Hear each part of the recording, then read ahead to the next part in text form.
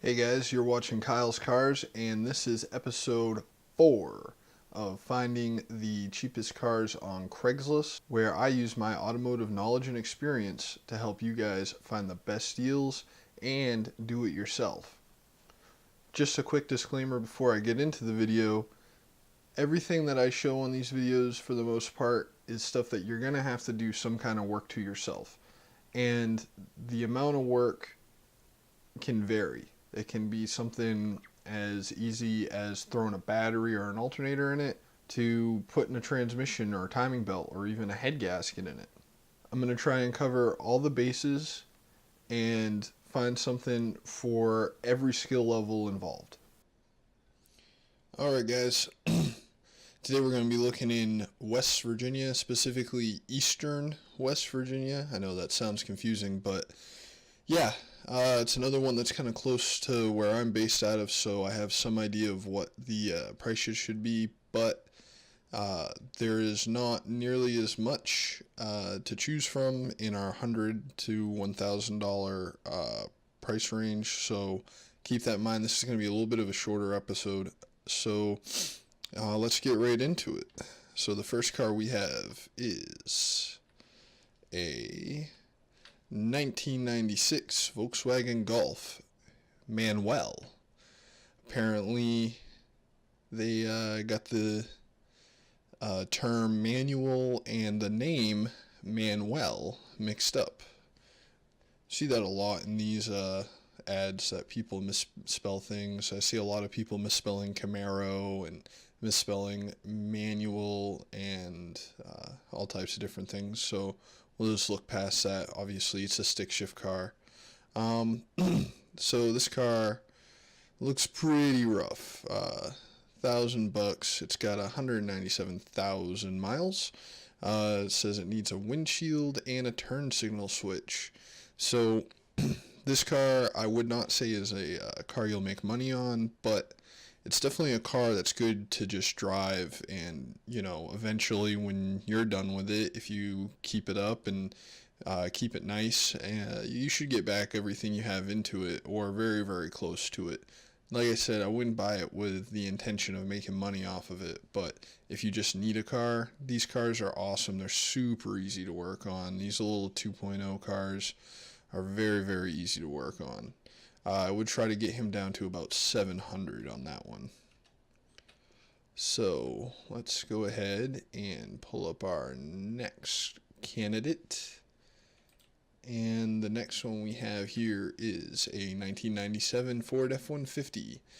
This one has a 4.6 mod motor in it. They call it a Triton, but more commonly it's the Ford mod motor, modular motor, overhead cam type of deal. So it says that it's stuck in four-wheel drive low, which my guess is, as you can see, it doesn't have the what do you call it, the lever to choose four-wheel drive in it. So probably there's a motor on that engages four-wheel drive in these trucks down by the transfer case. So you can probably replace that motor or look into the wiring on it, and it should be a fairly simple job. Even if you have to put a transfer case in it, these trucks are not that bad to do that too. It's an extended cab. They say the body's bad, and I'm looking at the pictures. I'm seeing like some rust on this back corner and this front corner of the bed, and the rockers look soft. I would have to see it in person, but it doesn't look too horrible in these pictures, especially if you're somebody from up north. This is not bad at all to deal with. He's only asking $550 on it, so the motor is worth that on its own if it's any good. Yeah, I don't see where it says what the mileage is, so I'm just kind of assuming it's 200,000 miles at the most, but if it's more than that, you'll have to adjust your negotiations accordingly. But as you guys should already know, I really like buying trucks. I think trucks are good money makers.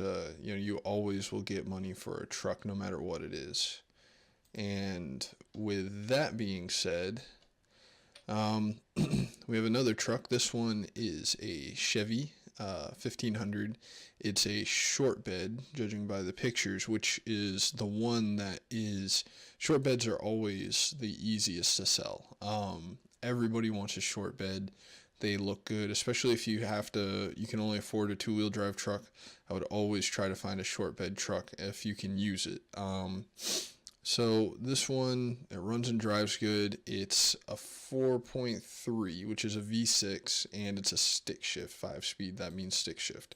So if you can drive stick shift, 4.3, it wouldn't be something I would make into a towing type of vehicle, but just do that little cab corner work. Very easy. You could probably pay somebody to do it for you and still be okay. You probably get a respray done on it for $400 as long as you don't choose red, because red is always expensive to get sprayed. But if you respray it black and have whoever does that respray do the cab corner, and it doesn't say in the ad, but one thing you want to look for on trucks is there's this line going across the door and to the bed. So you want to look whenever you're looking at a truck to make sure these lines, and almost every truck has one, some type of line here. You have to make sure that these lines match up.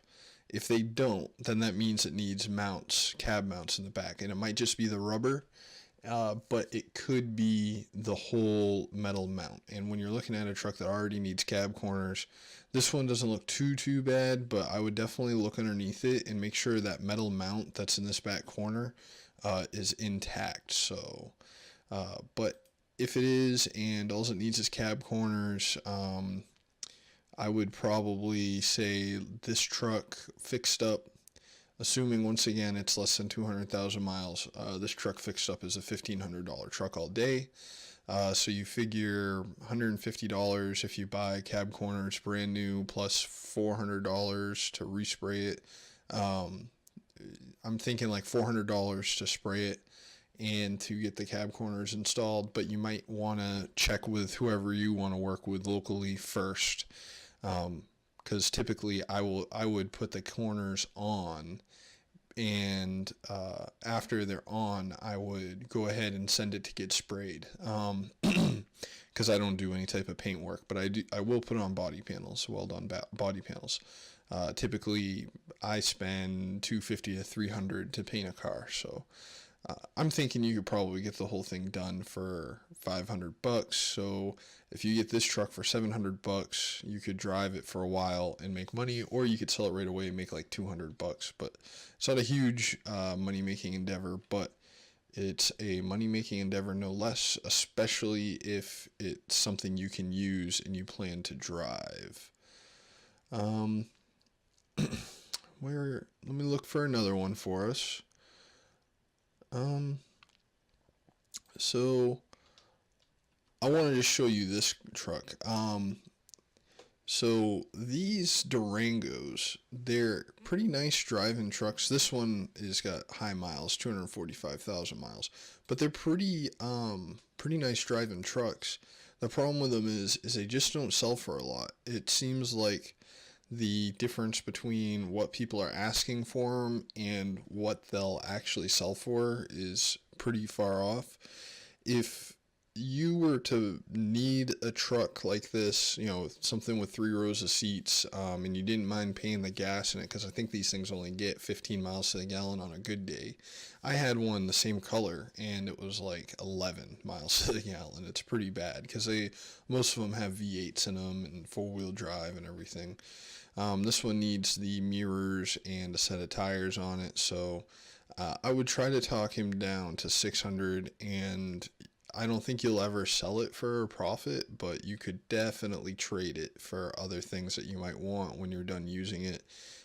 If it's made it to 245, as long as you keep up on the maintenance, my guess is somebody's put a motor in this at one point, because these Dodge motors are known for head gasket issues. So if it's made it that far, it probably has a recent motor. So I would buy it if I needed it, but I wouldn't go and buy it to sell for sure. So let's see here.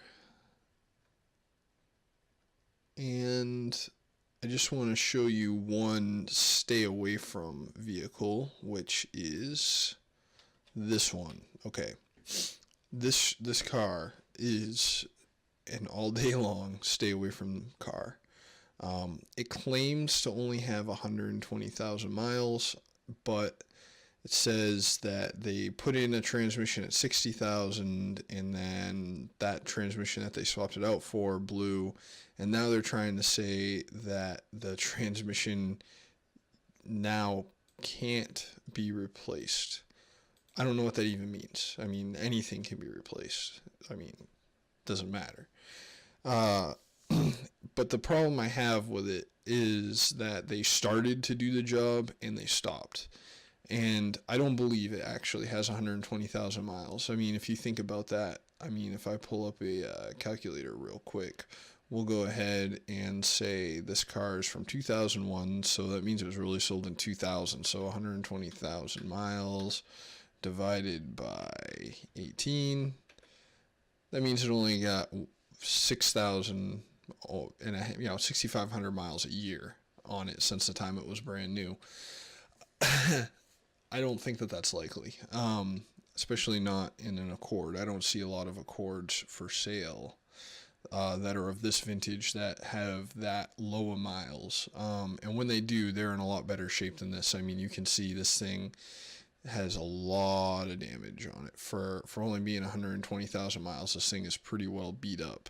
So, yeah, I don't trust the story on it, and I don't trust the car itself for what it says it is. So that's a stay away from car. And here is yet another on the fence stay away from car. So every once in a while I see cars that just, it's like I want to like them, I want to buy them, but something about them seems off to me, and this is another one.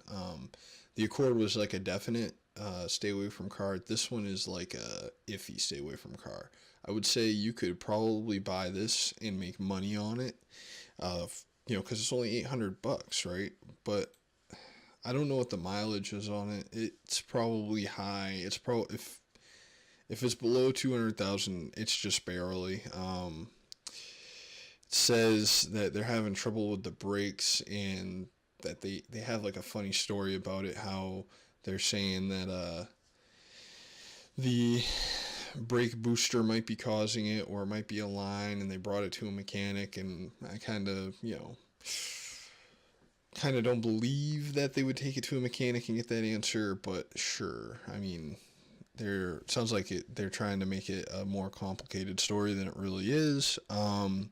And the transmission leaks. So where the transmission is leaking from is another question in itself. It could be leaking right out the front pump, at which point you'd have to put a transmission in it, and they hit somebody and blew the airbags, and they never fixed it. They instead found some way to circumnavigate their local laws by registering it in a different state. The interior looks pretty worn, but at the end of the day, this is a Mustang GT.